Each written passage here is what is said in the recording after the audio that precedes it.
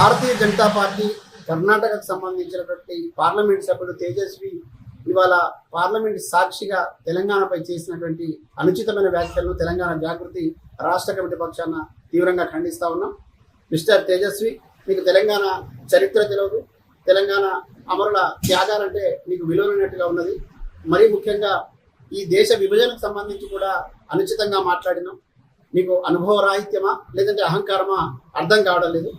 సుష్మా స్వరాజ్ లాంటి గొప్ప నాయకులు మీ భారతీయ జనతా పార్టీ నుంచి కూడా తెలంగాణ రాష్ట్ర విభజనకు సంబంధించిన అంశంలో మద్దతు పలికినారు. ఎందుకంటే ప్రజాస్వామిక విలువలతో కూడుకున్నటువంటి ఉద్యమం ఇక్కడ సాగింది.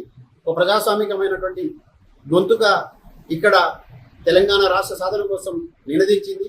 లక్షలాది గొంతులు కలిసి ఇక్కడ తెలంగాణ రాష్ట్రం కోసం గొంతెత్తి నినదించినాయి. అందులో ఆ సందర్భంలో భారతీయ జనతా పార్టీకి సంబంధించినటువంటి పార్లమెంట్ సభ్యులు కూడా తెలంగాణ రాష్ట్రాన్ని కావాలని కోరుకున్నారు. కేవలం రాజకీయాల కోసం, రాజకీయ అవసరాల కోసం భారతీయ జనతా పార్టీ ఇట్లా మాట్లాడుతుందని చాలా సందర్భాల్లో రుజువైంది. ఇవాళ మీరు చేసినటువంటి అనుచిత వ్యాఖ్యలతోని భారతీయ జనతా పార్టీ వైఖరి ఏమిటో ప్రజలకు స్పష్టంగా అర్థమైంది. నేను సూటిగా ఇవాళ అడగదలుచుకుంటా ఉన్నా, తెలంగాణ జాగృతి పక్షాన కల్వకుంట్ల కవితక్క గారి నేతృత్వంలో ఇక్కడ సాగినటువంటి ఉద్యమంలో ఉన్నవాడికి కూడా ఇవాళ ప్రశ్నించదలుచుకుంటా ఉన్నాం.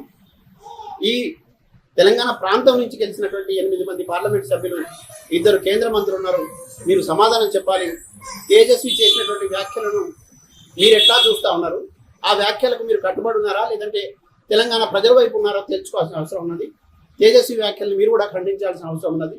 ఒకవేళ మీరు ఖండించకుండా మౌనంగా ఉన్నారంటే తెలంగాణ ప్రజలకు మీరు ద్రోహం చేసినట్టు, ఇక్కడ అమరుల త్యాగాలను తక్కువ చేసినట్టు, ఈ ప్రజాస్వామిక ఉద్యమాన్ని మీరు కించపరిచినట్టు.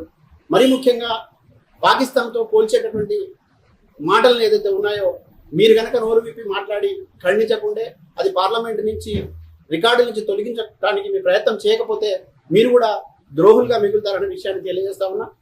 ఇప్పటికైనా తెలంగాణ ప్రజలు అర్థం చేసుకోవాలి.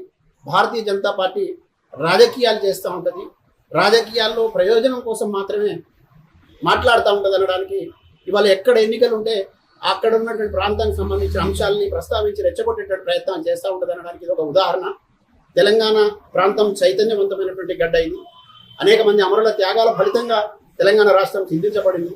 స్వాతంత్రోద్యమ సంగ్రామం నుంచి తెలంగాణ మలిదశ ఉద్యమం దాకా అనేక మంది అమరులు ప్రాణత్యాగం చేస్తే ఇక్కడ రాష్ట్రం వచ్చింది.